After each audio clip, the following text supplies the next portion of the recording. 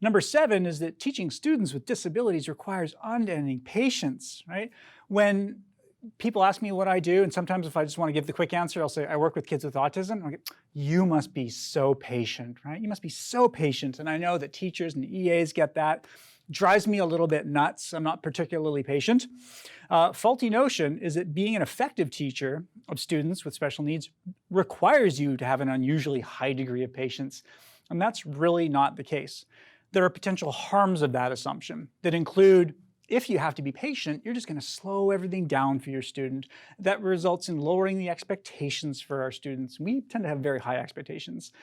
If you lower expectations and you slow things down, then you have fewer learning opportunities, because as we established before lunch, the single greatest predictor of learning is the number of correctly implemented learn units, the number of trials, the number of opportunities to respond to instructional circumstances.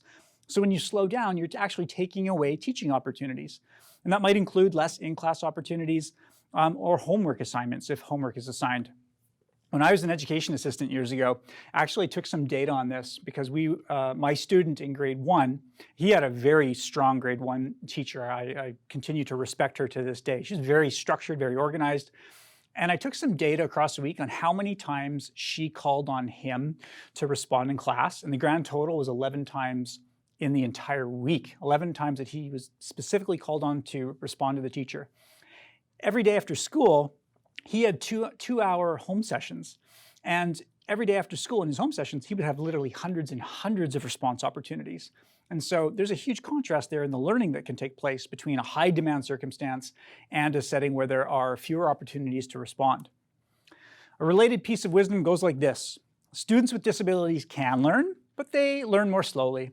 Therefore, they should be given extra time, and instruction should be conducted at a slower pace. This is a very prevalent misconception.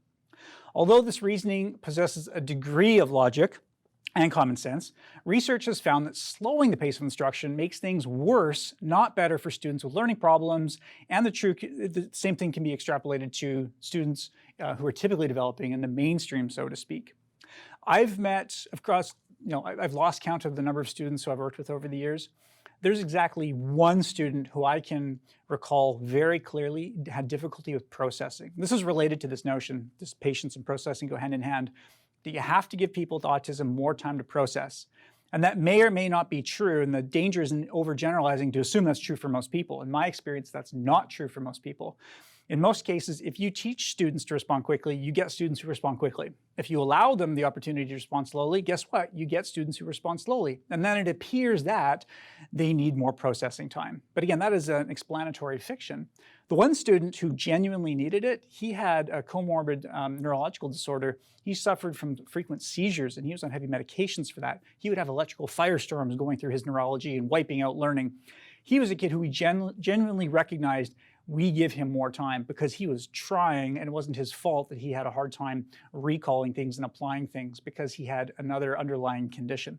But aside from him, in most cases, if someone introduces me to a student and says, this student needs extra processing time, we can disabuse them of that notion pretty quickly by showing if you reinforce faster responding, you get faster responding, right? So it's a very dangerous misconception. Educational research is unequivocal. I love these powerful statements.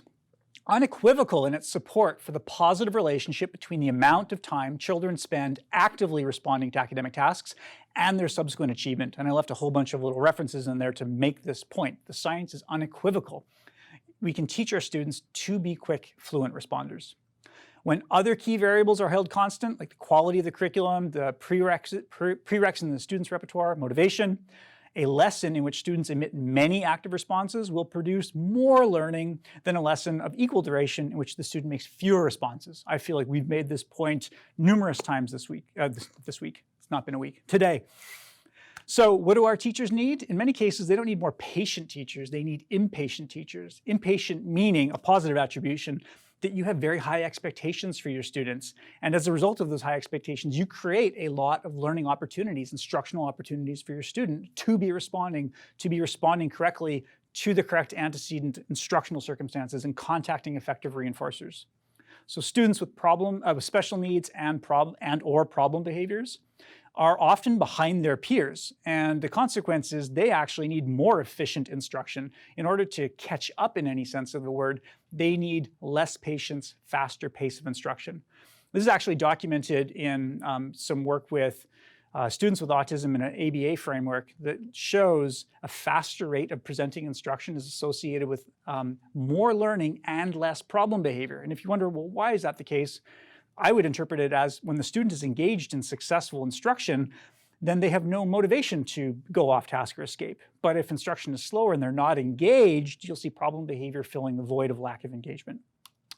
Number 8, every child learns differently. This is becoming a huge thing, and it's probably an overgeneralization of research in cognitive testing that has moved away from that one number that used to define people, like what's your IQ, and it was one number. And now more contemporary cognitive assessment looks at a number of underlying other intelligences, which gives rise to this idea of multiple intelligences. The faulty notion is that every child learns differently and therefore requires unique instruction. But just think about that. That's impractical. It's partially true in terms of our students do require different instruction. They are learning differently. That's why our students have an individual education plan. But consider a world in which every teacher had to discover for him or herself at the beginning of every year how to teach each new unique student. 30 students every year or on a daily basis, adapting to the unique needs. So this is truly an overgeneralization. Otherwise, if this were true, we couldn't have grades. What would be the point of grouping kids together if every kid learned totally differently from every other student? There would be no shared knowledge base. There would be no research in education because there would be no practices that tend to work for the majority if everyone was truly unique. Teachers would have to constantly be inventing and discovering new methods. So, reality check. At the level of fundamental instructional strategies, the reality is that the same basic principles appear to function in the learning of all children. The most fundamental of those principles of learning is that variations in children's behavior are selected and shaped and maintained by consequences. There's the science of consequences that immediately follow those variations. And so this rings true in the morning when I took us through the 7 dimensions of behavior science, of applied behavior analysis. And one of them is conceptually systematic. And I explain that means that you can examine any phenomenon and explain it through the application of basic principles. That's what's being said here, which allows you to then have a technology. If the same basic principles appear to function in the same way for the vast majority of learners, it allows you to write tactics and strategies and lessons that will work for the majority. So there's been this huge overinflation of this idea. Number 9, eclecticism is good. So the definition is using a combination of principles and methods from a variety of theories or models. And you can see the attraction of this. It's partially true. Let me read the quote here. Based on the realization that no single theory or model of teaching and learning is complete and error-free, well, that's true. It is thought that incorporating components from a number of different models will cover the gaps or deficiencies found in any single model. And that is intuitive appeal, right? That sounds like it could be true. But why is this a faulty notion? Because not all theories and models are valid to begin with.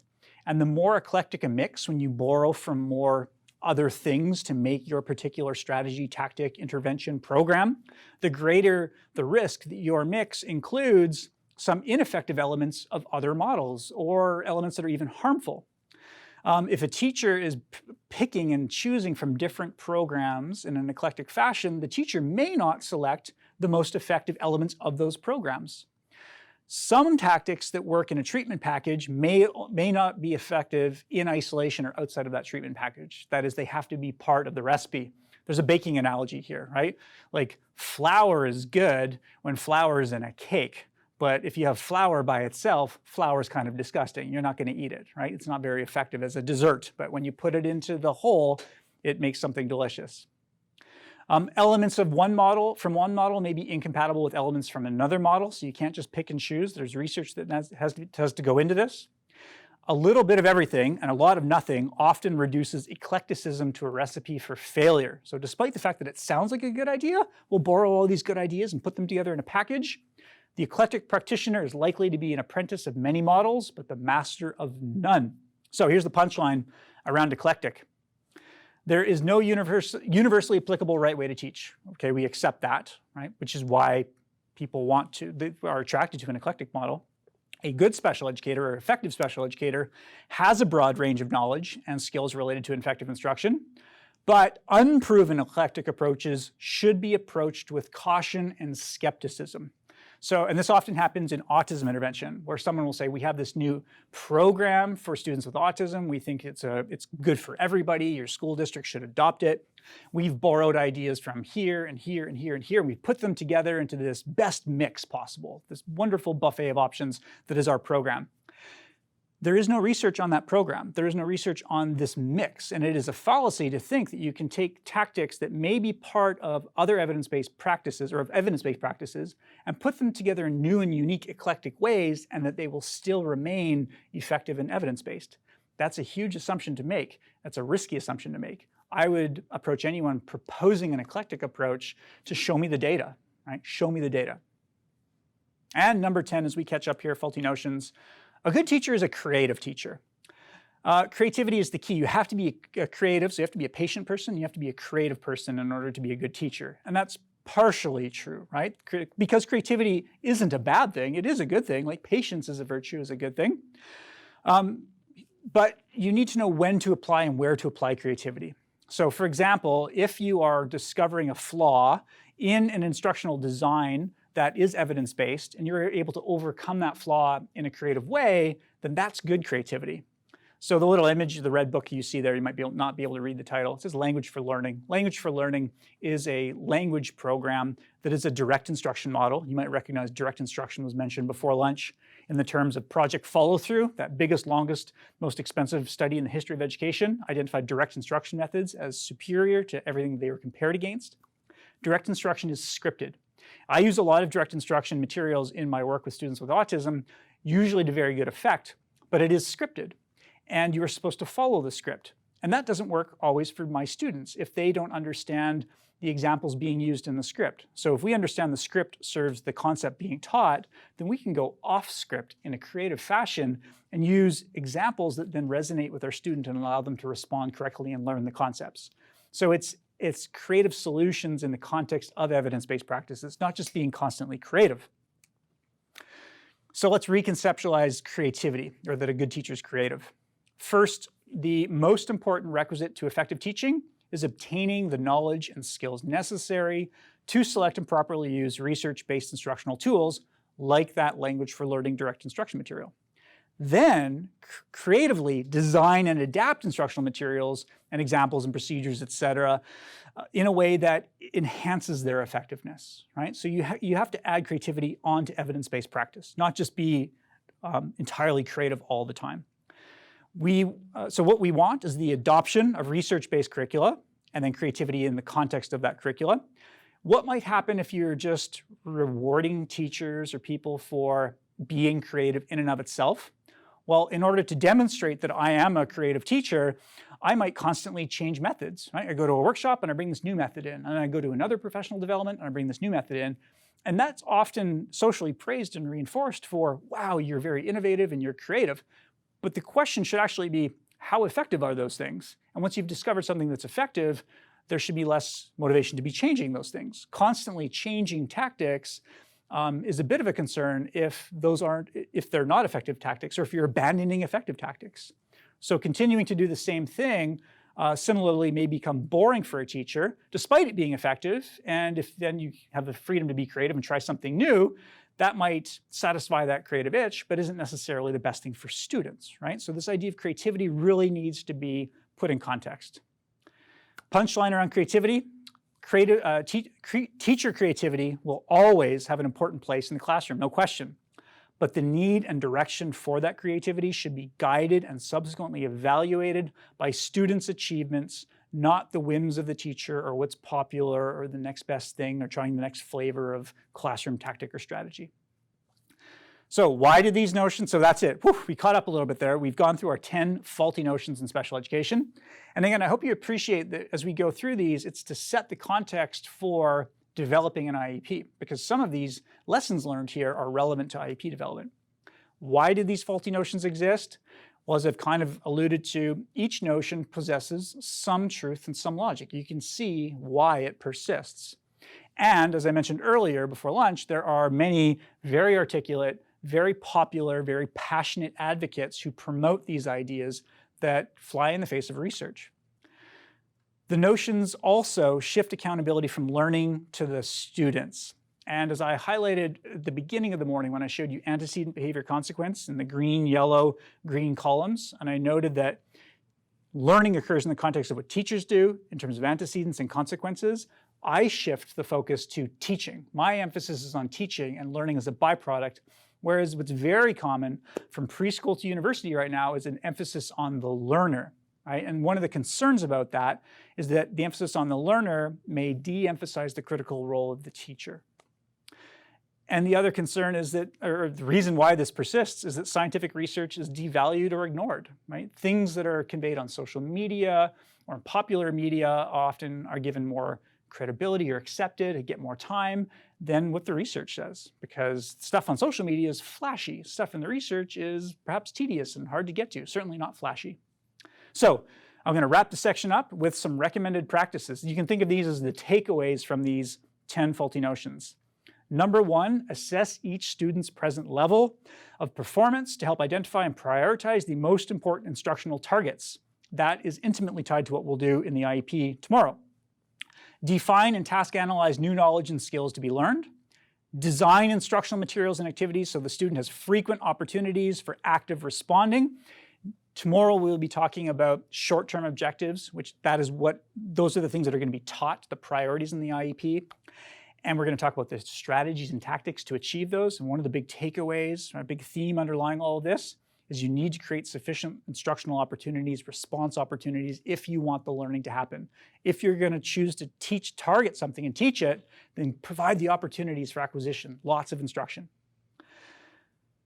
Number 4, use mediated scaffolding, which is essentially saying use prompts and fade out those prompts. And I talked about that before lunch in the context of we help our students, we give them prompts. But if you only do something once and it was helped, that is not a demonstration of learning. That's a demonstration of the student is cooperative with receiving help. But I don't know that they've learned something until I've been able to fade out that scaffolding and those prompts, and I can see them do it for themselves. That's a demonstration of mastery, and then we can move forward. Number 5, provide systematic consequences for student performance in the form of reinforcement. So reinforcement isn't bad. External reinforcement is not bad. It's part of what works. We want both extrinsic and intrinsic reinforcement. We want to incorporate fluency building activities into lessons. And this might be something, depending on your particular child or your particular student in the context of IEP, where certain things it makes abundant sense to do fluency training, right? Which is, you can think of that as a drill and practice with an emphasis on being fast in the drill and practice, like mad minutes. Number 7, incorporate strategies for promoting generalization and maintenance, because a lesson that is not a generalized lesson is arguably not a very valuable lesson. And finally, conduct direct and frequent measurement. There's that data again. We want to see the student. We want to have accountability through data that helps us know if something's working or not working, so we can change our tactics and be able to report on the IEP. And that will be baked into the IEP as well. So a lot of the big takeaways from these 10 faulty notions do inform what we will be doing in terms of IEP development.